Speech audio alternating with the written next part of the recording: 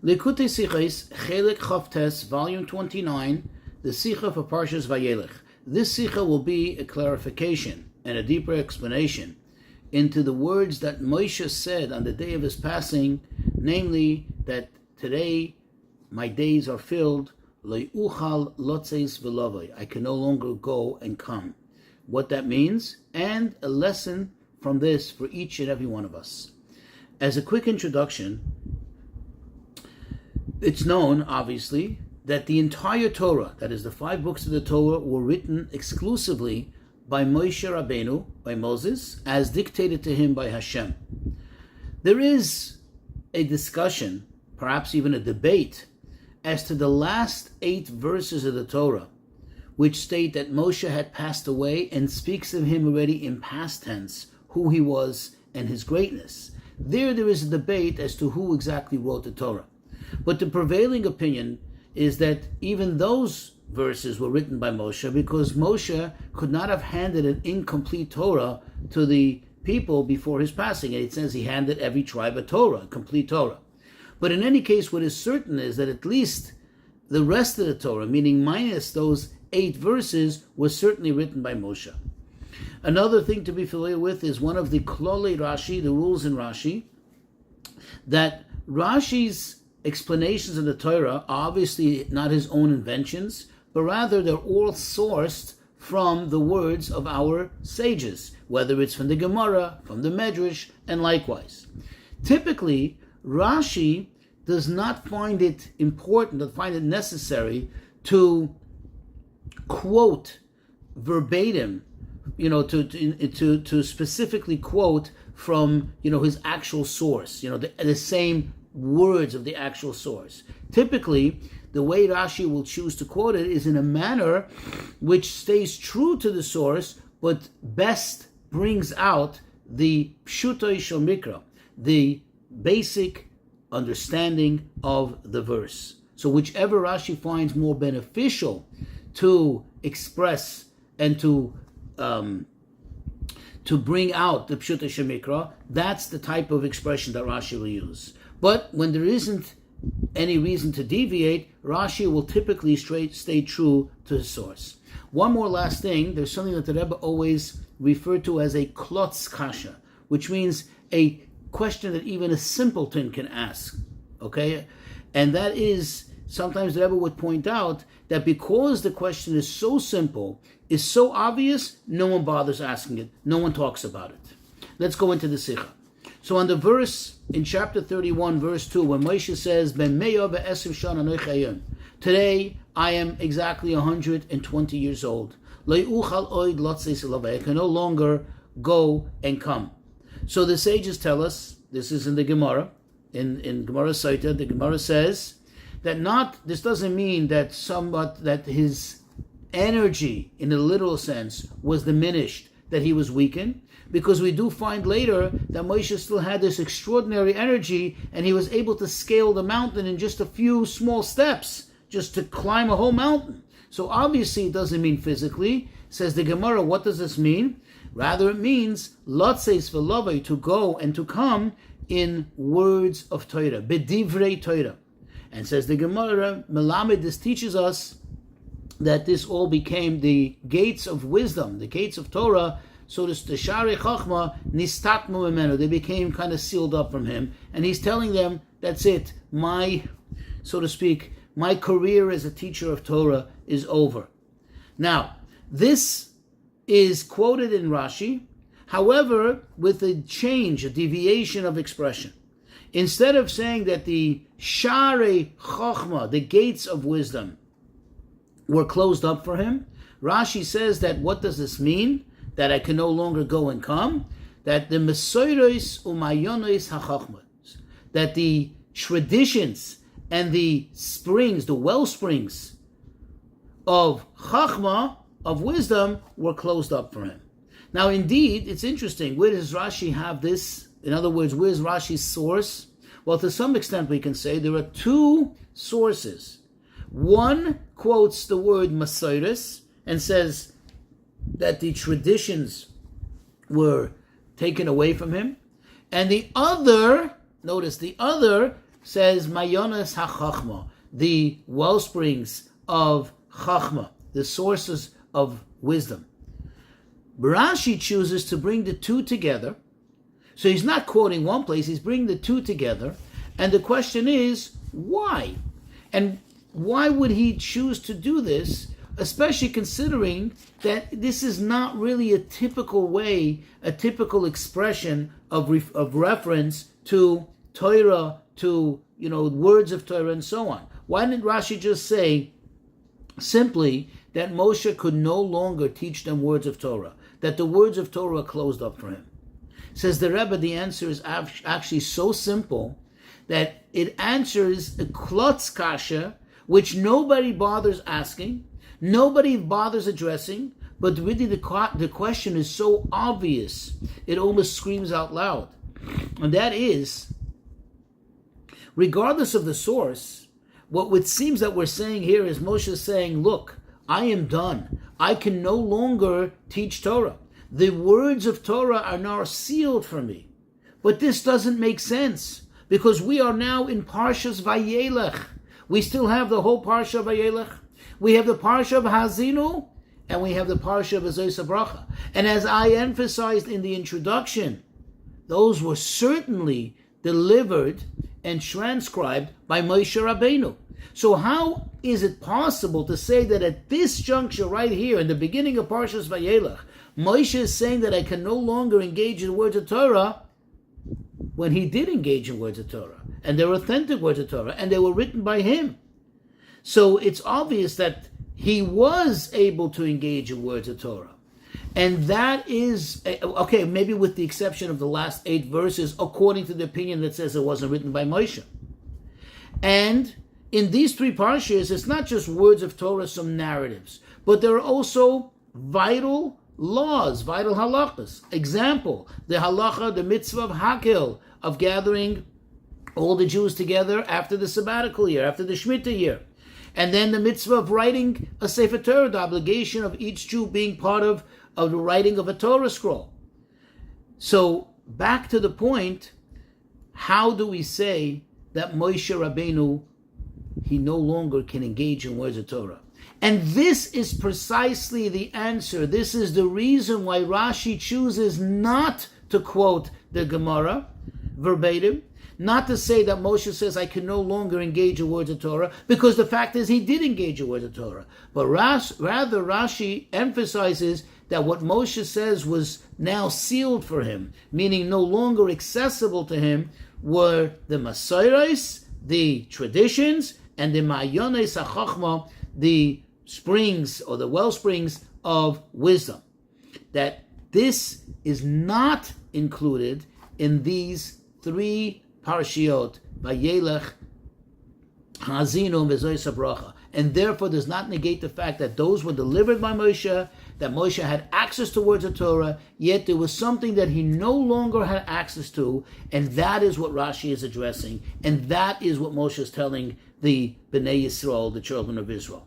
So let's examine, what do these things mean? What does it mean, the traditions, and what does it mean when you say Ma'ayones HaChachma, the well springs of Chachma? So the Rebbe explains, Masores means those are things, those are traditions, oral traditions, that are not only not written in the Torah explicitly, but they're not even hinted in the Torah. You see, throughout the Gemara, throughout the Talmud, we find many times that although there are many, many laws and details of laws, particulars of laws, that are considered to be oral, Torah Sheba'al Peh, yet there is a source for it, at least hinted in the Torah, here, there, and where else. However, there are certain laws, there are certain ideas that the Gemara itself says these are things that were given over to Moshe exclusively orally, meaning there isn't even a source, even a hint in the Torah. This is what's meant when we say Masores, traditions. Now, what is meant when Rashi says Ma'ayones HaChachma, the well springs, the source of wisdom? This is Pilpula de Uraisa. This is the Pilpul. Pilpul means a very sharp, deep, and intense analytical review of matters and bringing in from different places, and sometimes almost like razor thin but bringing out brand new ideas, which actually can lead to actual halacha. But it's not the original. When you look at the actual original material, you don't see it there. But once you start to dig into it deeper and start to cross-reference and things like that, then you come up with new novel ideas. This is why it's referred to as Mayones HaChachma, like a mayan, like a spring. A wellspring starts off very, very subtle, just a small stream of water. But once it continues to flow, it continues to get stronger and larger until it can even end up being a raging river.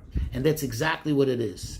So that you take a matter, like I said, and you expound it, and it becomes new ideas, new halachas. So from this we understand that all these three parshios that Moshe Rabbeinu said post this statement, indeed have full Torah Shebiksav, full Torah Shebal Peh, with all the actual body of the halacha, but it's lacking the pilpul and it's lacking the masoides, the oral tradition. And now we can understand why Rashi chose to say the Mayones HaChachma. Why didn't he say Mayones HaTorah? Because remember, Torah Moshe did have access to. In fact, he did transmit it, as we said, these three parshios. But it's the Chachma, it's the other aspect of it, which is the idea of Pilpul, which brings out a deeper appreciation of what's in the Torah that Moshe Rabbeinu unfortunately had no access to. Now here's the question.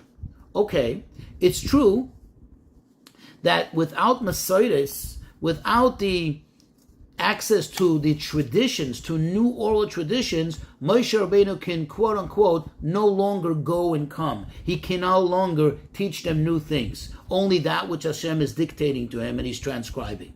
But why is it that as a result of the second aspect of the springs, the well springs of Chachma being closed up for him, why did this dictate that he can no longer, why did this, in other words, make it so that he can no longer come and go, that he can no longer lead them in Torah?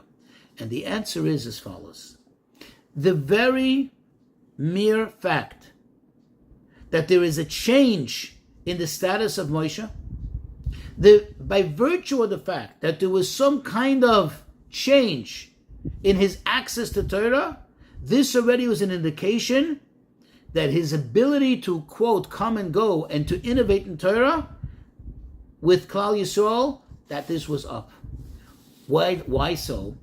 We know the Chazal tell us, and even Rashi quotes it, in reference to the difference between Moshe and his student Yeshua, his successor, that it says, Pnei Moshe kepnei Chama. The face of Moshe is like the face of the sun, whereas the face of Yeshua is like the face of the moon. Now think about the contrast between the sun and the moon. The sun is consistent. It's always the same. It doesn't get bigger, it doesn't get smaller. It's always the same intensity, the same size. In other words, same quantity, same quality. Whereas the moon has varying changes. It has ups and has downs. You see, Moshe is emes. And that's why we say Moshe emes v'Torasei emes. Truth never changes. Truth, the true meaning of truth is that it's always exactly the same. And therefore, since Moshe epitomizes the idea of emes, which is expressed in the idea of Pnei Moshe kepnei Chama, that his face is like the sun, therefore, the moment there was a change means and dictated that he no longer is that same person, and therefore he can no longer lead them in Torah. He can only transmit to them and dictate to them whatever Hashem specifically tells him to do, but outside of that, he is done. And here there's no difference what change there was. The mere fact that there was some change, even if it was in some insignificant aspect, but already it's not Moshe. It's no longer the Moshe, that Moshe emes and Torasei emes, and therefore Moshe says, Le'uchal oid lotzes v'lavoi. What is the lesson for all of us? Of course, by first cautioning ourselves, and as it's brought down halacha, that no one can dare compare themselves to Moshe. However, that being said, still, as the Alter Rebbe says in Tanya, each and every Jew every single Jew that is, regardless of his level and stature, has a spark of Moshe in them. And therefore, this can also apply for us. Perhaps, says the Rebbe, this is the idea of the Mishnah in Pirkei Avos. If you look in Pirkei Avos, Perek Gimel, Mishnah Ches, chapter 3, Mishnah 8, it says over there, Kol hashocheach dovar echod mimishnasai mala olav akasu kilu mischayv v'nafshe. Anybody who forgets even just one thing from his studies, the verse considers it as if he himself is guilty for his own loss of life. If you think about it, what does that mean? Really? Somebody forgets just one small item, one detail from what he learned throughout all the years, from what he studied in Torah. For that, he should be at least in idea, in spiritually speaking, deserving of, God forbid, the worst punishment of all? Well, the answer is that by a Yid, the words of Torah have to be engraved, literally part and parcel of the essence of his existence. And therefore, even if a tiny, minute quantity is missing, is somewhat lost, it's as if there is a part of his existence that is missing. That's a form of death, at least a small form of death.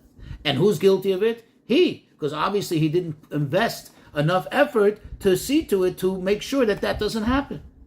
And the same is also, says the Rebbe, not only in quantity of matter of how much study of the actual content, but also in the sense of time. If a Yid wastes time that he could have used, he could have dedicated for Torah, obviously not time that he needs to eat or to sleep or to engage in earning a living and things like that. We're talking about time that legitimately, according to halacha, should have been dedicated to Torah and doesn't do so. It's like he's missing some time from his life, because the Torah has to be etched, engraved in the essence of one's existence. And it's not even so much the amount of time, it's the actual idea that there is something missing. Even if it's a split second, that already means that there's some part of your life that's missing. And that's what the Mishnah means, and that's what we're learning from Moshe Rabbeinu. That the moment there is some change, the moment there is something lacking, it's no longer the same. And the truth is, says the Rebbe, in a broader sense, this also applies to all matters of Judaism. That everything in Yiddishkeit, everything in halacha, everything in minhag, everything in the way of a Jew has to be, like I said, etched, engraved in a person's essence of his existence. And therefore, every single detail in Yiddishkeit has to and should and does matter to us.